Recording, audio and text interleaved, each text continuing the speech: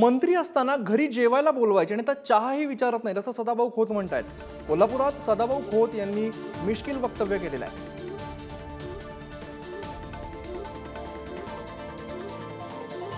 मंत्री असताना घरी जेवायला बोलवायचे, आता चहा सुद्धा विचारत नाहीत सदाभाऊ खोत म्हणतात। कोल्हापूरमध्ये सदाभाऊ खोत यांनी मिश्किल वक्तव्य केलेलं आहे। आता असली की सगळी पळती आमच्या हळवणकर साहेबांचा दरबार भरायचा। मी कधी कधी फोन लावला की मला म्हणायचे दरबार भरलाय भाऊ, लोक फार आहेत, मला कामाची उरक होईना झाली आणि आता विचारलं जरा फेरफटका मारायला लागलूया।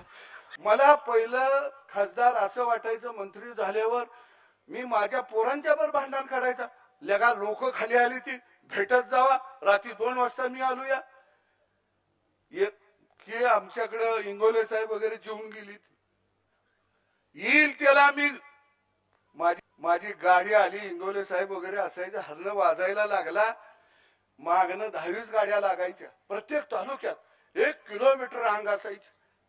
मला वाटायचं आपलं वजन लय वाढायला लागलं।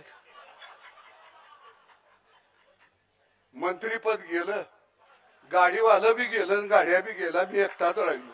पहिलं घडी मला 1-1 वाजेस्तोवर फोन करायचे, मी उचलायचा। आता मी फोन केला तर घडी उचली ना झाली।